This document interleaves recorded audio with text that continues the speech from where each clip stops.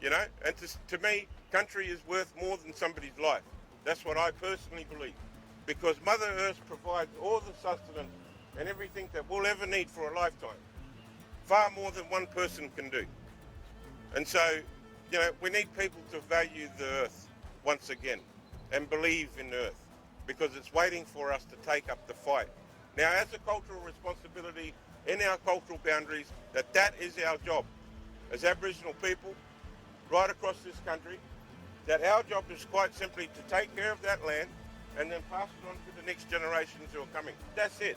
It's really that simple, you know. And, you know, it's truly heartbreaking when you try your best to do that, but you can't, because you have interferences from Woodside and BHP and all the other mining companies interfering in the way that we do our land management, and the state government and the federal government.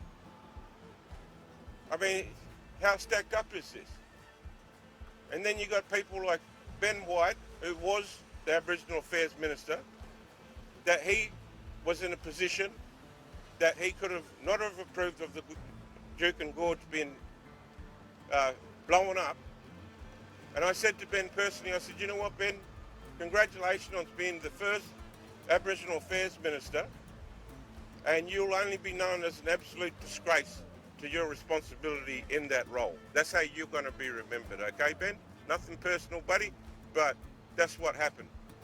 Because the first time we ever had an Aboriginal Affairs Minister in the state and in the federal, they're both token lackeys, and that's what they're going to stay.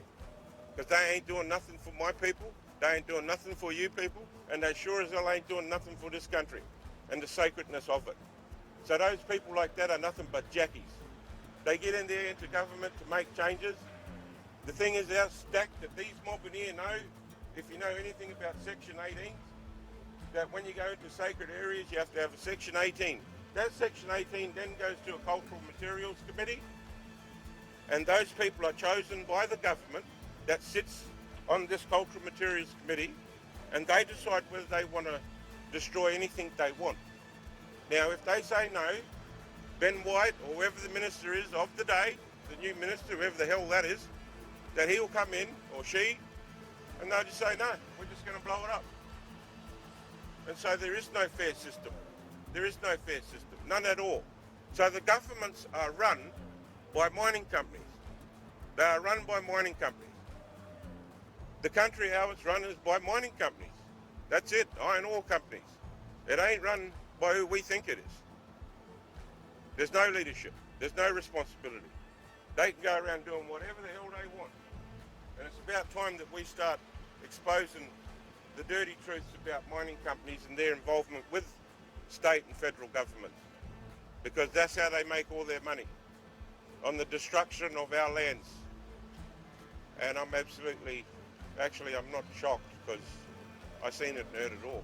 But, you know, we together as people, human beings, that, we want to gather more and more support. And I can guarantee you that our efforts will not go unheard or without changes coming.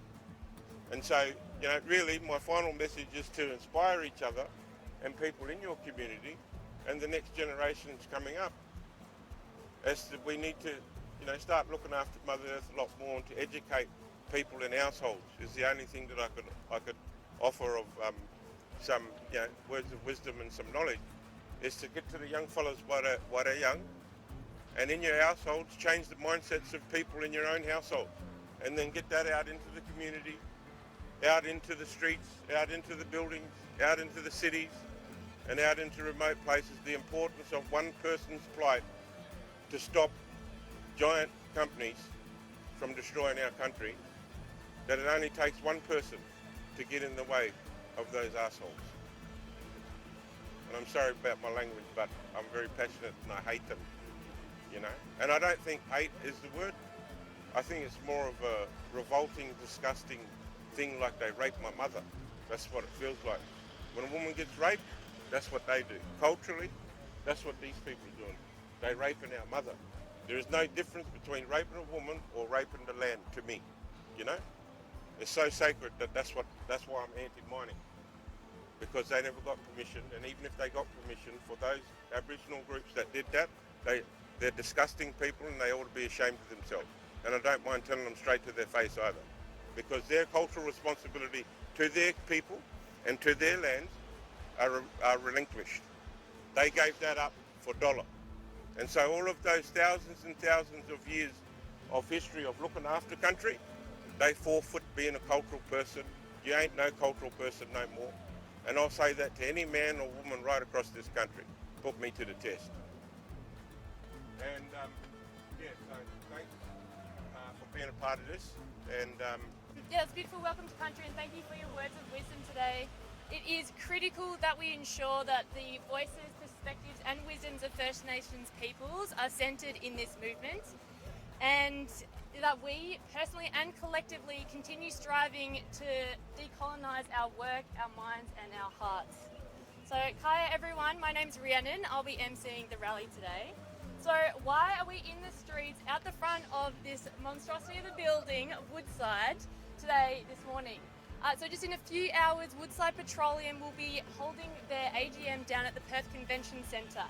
This is an important event on Woodside's calendar because it gives them an opportunity to engage with their shareholders. It's also an important event for us because it gives us the opportunity to bring attention to Woodside's disastrous track record and the projects that we need to put a stop to. Projects such as the Burrup Hub. Yay!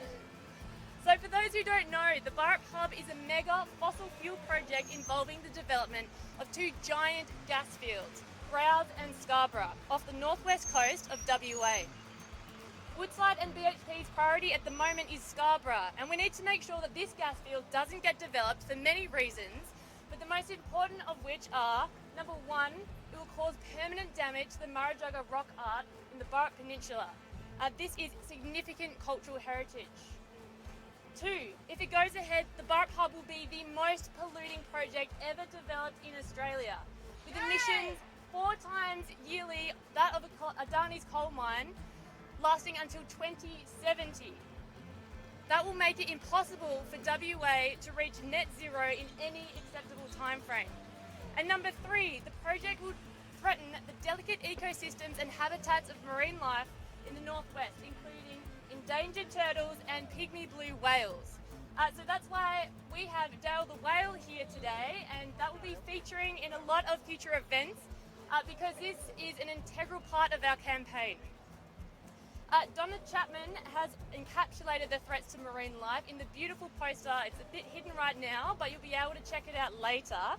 Encapsulating the threats to marine life off the Kimberley coast So thank you, Donna. I'm not sure if she's here today, but it looks amazing.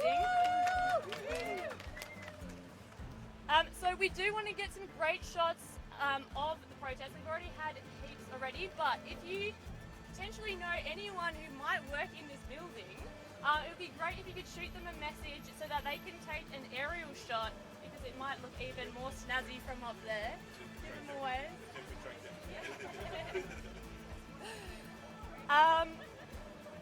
Okay, so next we will be hearing from Leslie McNulty, who will be further discussing the effects of the Burrup Hub on endangered marine life. So thank you, Leslie.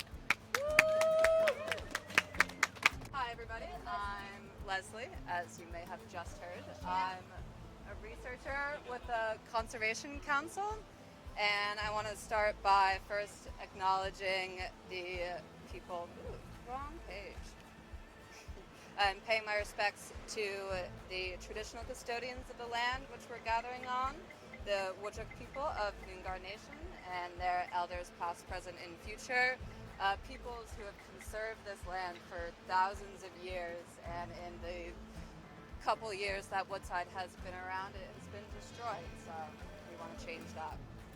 I'm just going to talk about a fraction of the environmental impacts that are posed by Woodside's offshore gas projects. Scarborough is off Marajugga, the Burrup Peninsula, and Browse is a series of wells that are going to be drilled into Scott Reef.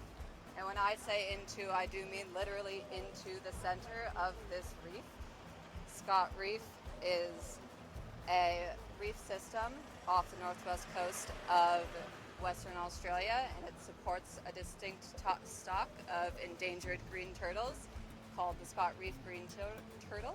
They don't exist anywhere else, and if this project goes through, it's likely that they will lose their only habitat and they will be lost to us forever. Both of these projects also fall within the migratory pathway of some endangered whale species.